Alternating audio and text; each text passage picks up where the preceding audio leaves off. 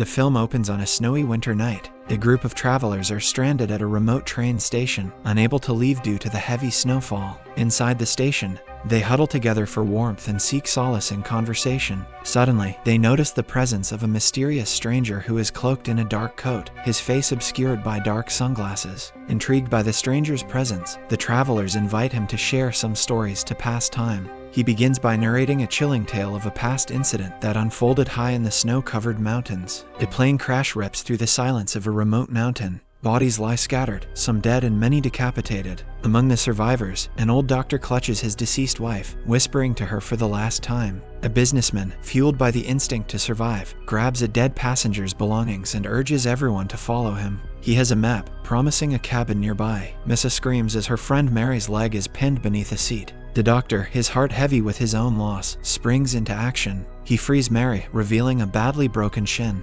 Using a salvaged rod from the wreckage, he crafts a makeshift splint. Driven by the urgency of survival, the survivors embark on a treacherous journey towards the cabin. The businessman, burdened by carrying Mary, collapses under exhaustion. He urges the others to continue without him. Miss A, looking back, sees a horrifying sight. The businessman has placed Mary on the snow and is digging a hole around her. He says he is making a bivouac where Mary might have a chance to live. He reminds them that they do not have enough strength to carry the injured Mary to the cabin. As Missa watches on, they are forced to make the agonizing decision of burying Mary alive, leaving her to the mercy of the mountain and the biting cold. Hope flickers as they find the cabin, offering meager comfort, a stove, blankets, and a ration of food. Miss A, momentarily thawed by the warmth, is swept by a fresh wave of grief for Mary. Panic takes hold, and she flings open the door, the wind extinguishing the fire. The reporter, shovel in hand, follows her. At the bivouac, they find Mary. Miraculously, she has managed to crawl out, her pale face emerging from the snow. Still delirious from fever, she repeats that she is feeling hot.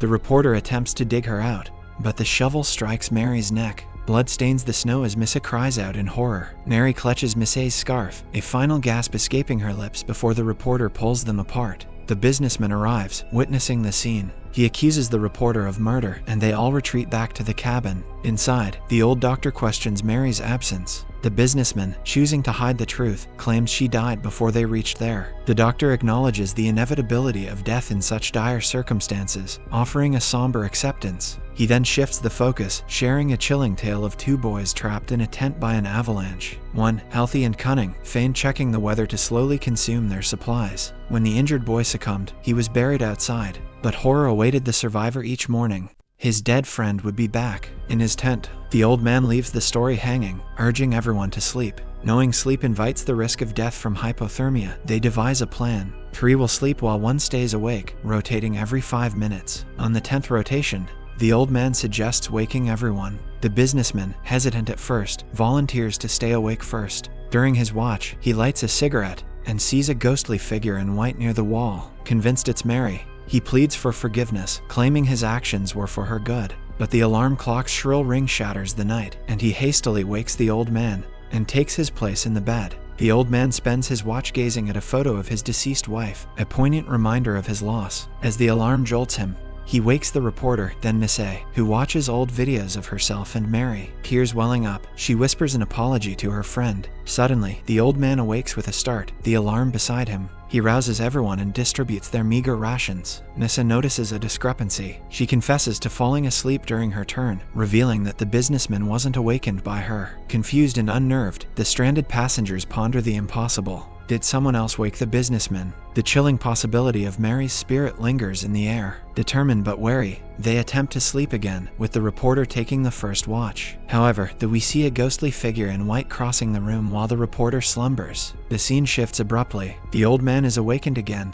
the alarm by his side. He quickly rouses everyone, but upon reaching the businessman, finds his body cold and stiff. 2 distinct marks mar his neck. The doctor grimly declares he died at least 2 hours ago. Panic sets in as Missa and the reporter grapple with the reality of Mary's vengeful spirit haunting them. The usually calm doctor unravels, frantically consuming the remaining bread, refusing to sleep while the others succumb to exhaustion. Soon, the old man too sees the girl in white. A shadowy hand emerges from the darkness, killing him. Alone with the horrifying truth, Missa whispers a chilling realization. They are all going to die. The reporter, however, refuses to surrender. He uses his camera to capture their faces, a defiant act of resilience amidst the encroaching darkness. Slowly, they drift off to sleep again, their fate hanging precariously in the balance. Missa awakens to another nightmare. The reporter lies dead, an axe protruding from his back. With trembling hands, she grasps the camera, recording a final message. Accepting her fate, she prepares to face her end.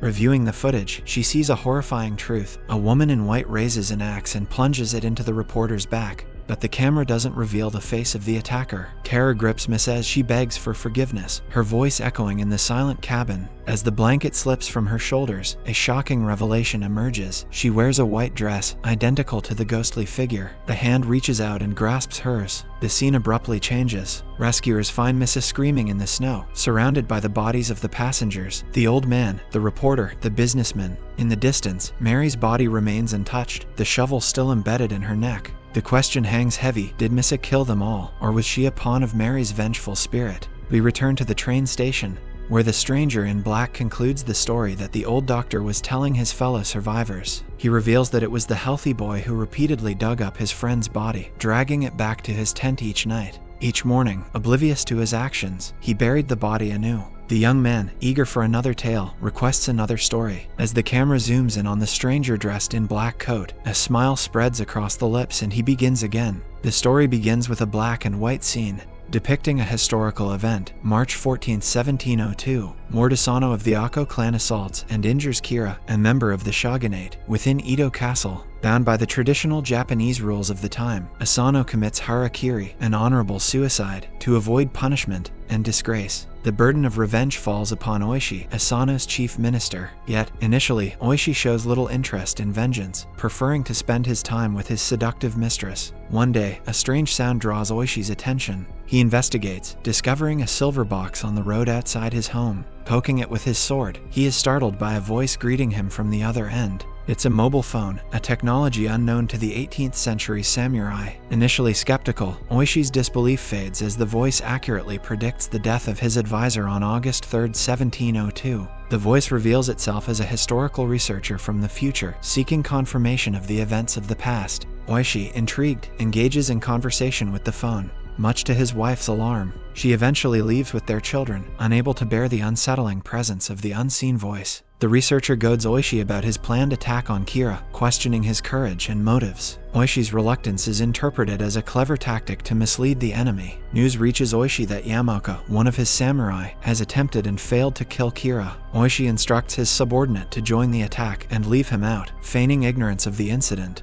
Later, Oishi receives another call while with his mistress. He learns from the researcher that his son, disgusted by his father's cowardice, attempted to kill him before joining the revenge mission. Oishi is saved only by the intervention of the mobile phone. Dejected, Oishi receives another call. The researcher presses him to declare war on Kira. Reluctant at first, Oishi fabricates a rousing speech, declaring his loyalty to the samurai spirit and his determination to avenge Lord Asano. Oishi's words ignite the flames of rebellion among his clan. His reputation as a coward begins to shift, much to his annoyance. The clan prepares to attack Kira's residence on August 14th. As the day of the attack approaches, Oishi grapples with his fear and doubts. He questions his own survival with the researcher, but receives no answer. He takes this as a confirmation of his impending death. Oishi leads his men into battle, knowing they face certain death. He finds solace in the knowledge that their sacrifice will be remembered throughout history. The story concludes with the revelation that the researcher is just one of many who contact historical figures to verify their narratives. Napoleon, George Washington, and countless others have received similar calls, ensuring the accurate recording of history. We cut back to Theb train station. The blizzard is still raging hard outside. Not satisfied with only 2 stories, the passengers ask the man in the black coat for another story. Obliging with a smile, he starts again. In a world where chess is a game devoid of emotion, where pieces are mere pawns in the pursuit of victory, Grandmaster Akira faces his toughest opponent yet, a supercomputer. The unbeaten genius Grandmaster can calculate 3 possibilities in 1 second. However, he stands no chance in front of the supercomputer, Super Blue, which can calculate 200 million possibilities in a single second. Akira falls to defeat, his world crumbling around him. 3 years later, a disheveled Akira lies on the street, drunk and lost. Suddenly, a car screeches to a halt, and 2 men emerge, forcefully carrying him inside. They arrive at a luxurious apartment, its stark black walls contrasting sharply with Akira's white suit and shirt. An old man, dressed entirely in black, awaits him. He reveals that Akira, once the undefeated Japanese champion, has vanished from the public eye after losing to a supercomputer. Rumors swirled of a comfortable life abroad, but the reality is far grimmer. The old man demands a chess game, a way for Akira to repay the money lost after betting on his victory. Akira, haunted by his defeat, refuses. The old man taunts him, claiming refusal is accepting defeat, and moves to remove the white king from the board. Fueled by bruised ego, Akira stops him. Without even looking at the board, he commands the pawn to move to d4, initiating the game. He remains standing, refusing to face the board directly, claiming he doesn't need to see to play against an amateur. The old man counters, stating that the lives in this city are a game of chess, with far greater consequences than losing a simple match. As Akira recounts his feelings after his historic loss, he glances out the window. A horrifying scene unfolds, people dressed in white and black suits mirroring the chess game, their movements eerily synchronized. As the black pawn takes the white pawn, a man in black brutally kills a man in white, mimicking the move on the board. Horrified by the brutal act, Akira rushes down to find the victim, a dagger protruding from his abdomen. Later, he sits with his psychiatrist, Dr. Tomoda, clad in a white apron. Akira confesses the recent happenings, but Dr. Tomoda assures him it's just a figment of his imagination. Suddenly, a fax arrives, bearing the image of the chessboard from Akira's game against the old man. Frantic, Akira shouts out the next move for his pawn, only to receive another fax. This time, it shows the black queen closing in on the white knight. Before Akira's eyes, Dr. Tomoda collapses and dies. As he calls for help, Akira notices a photograph on the wall. Dr. Tomoda horseback riding, mirroring the position of the knight on the board. A chilling voice pierces the air. A nurse, dressed impeccably in black, her hair tied in a bun reminiscent of the queen, enters and asks Akira, "What will your next move be?" Panic-stricken, Akira flees into the lobby, but the old man's henchmen relentlessly pursue him, demanding his next move. He finds himself in a parking lot, surrounded by white cars. He enters one, its keychain curiously shaped like a bishop. The car, however, defies his control, sliding sideways despite his attempts to drive straight. He exits and approaches another car, its keychain shaped like a rook. But before he can start the car, he realizes this move is illegal, as he has already moved his bishop. Suddenly, a black car slams into his, mirroring the black rook taking the white rook. Akira comes to the horrifying realization that his castle, his home in the real world, is now lost. Realizing his wife, the queen, is in imminent danger, Akira rushes back to the old millionaire and begs to quit. The old man reminds him that quitting means accepting defeat and losing the crown. A determined Akira, despite his disadvantage in the game he had neglected, regains his focus. Drawing from his past as a world champion, he quickly maneuvers himself into a position for a two-step checkmate. Acknowledging his own disadvantage, the old man asks Akira if he is willing to sacrifice to win. Blindfolded, Akira finds himself in an arena with a life-sized chessboard and pieces. He is the white king, facing the old man as the black king. Akira is poised to win, but only by sacrificing his queen. His wife, the black rook, stands poised to strike. Yet, Akira chooses to lose the game and sacrifice himself, putting himself in the rook's path. The rook, wielding a dagger, plunges into his chest. As Akira falls, seemingly defeated, he sees all the fallen pieces rise and applaud. To his astonishment, he is unharmed, the dagger a mere prop. Dr. Tomoda reveals this elaborate scenario was a form of shock therapy designed to reignite Akira's passion for the game. The old man dressed in black, millionaire Aoki, the sponsor who funded the creation of Super Blue, is also revealed to be part of the plan. Though Akira lost the game, he feels no bitterness. He realizes that there are things far more important than chess, like his relationship with his wife. Aoki further reveals that Super Blue, unable to process Akira's self-sacrificing move to save his queen, has overheated and fried its systems. The film concludes with Akira's poignant declaration, "Chess is a game of emotion, where all the pieces play as a team." We return back to the train station. The stranger in black fixes his gaze on a young couple excitedly planning their wedding. He then begins his next story. Under a rainy sky, a young woman named Maru takes cover outside a movie theater. Suddenly, a young man named Yuichi jumps out of a bus and rushes towards her, escaping the rain. After a short conversation about the weather, Yuichi impulsively buys 2 movie tickets. Maru is surprised, But before she can answer, they are already heading into the theater. Fast forward to their wedding planning. The marriage company has different packages where they receive different gifts at different anniversaries after marriage. On the 10th anniversary, they will receive a videotape from their better halves that is recorded in the present day. While talking about all these packages, the couple stumbles upon a futuristic package, a marriage simulator that offers a glimpse into their future married life. Intrigued, they agree to the test. The scientist explains that the simulator analyzes their DNA, backgrounds, and personalities to create a personalized simulation. However, their future is not a fixed script, but rather a dynamic experience shaped by their emotional responses. Nervously, Maru and Yuichi enter the simulator. They find themselves 1 year into their marriage, living a comfortable life, but occasionally clashing over small issues. During a break in the simulation,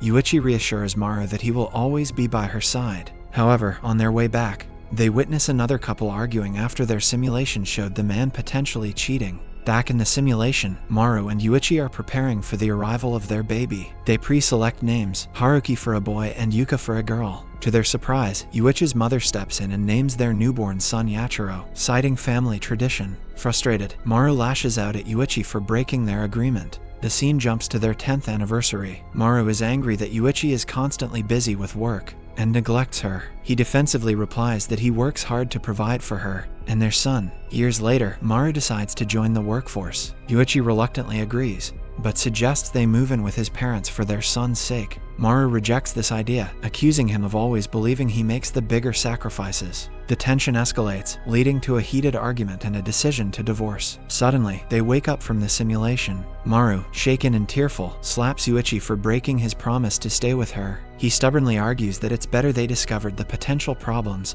before marriage. The couple cancels their wedding plans and goes their separate ways. Maru focuses on her career and enjoys her independence. One day, she receives a package from the marriage company. Inside is a videotape Yuichi pre-recorded for their 10th anniversary. Hesitant at first, Maru eventually plays the tape. The younger Yuichi reveals his struggles with shyness and difficulty expressing his emotions. He apologizes for the potential troubles he might cause in their marriage. Yuichi then confesses that their first encounter at the theater wasn't just chance. He had noticed Maru before but never dared to talk to her. He admits that he pretended not to have an umbrella just to have a reason to approach her. With sincerity, Yuichi says that no matter how bad his day is, seeing Maru's face always brings him joy. He proposes celebrating their 10th anniversary by returning to the theater where they met. Overwhelmed with emotion, Maru rushes to the theater and finds Yuichi waiting with 2 tickets. They embrace, realizing that love can overcome challenges and bind them together. In the final scene, we learn that the couple was still within the simulation.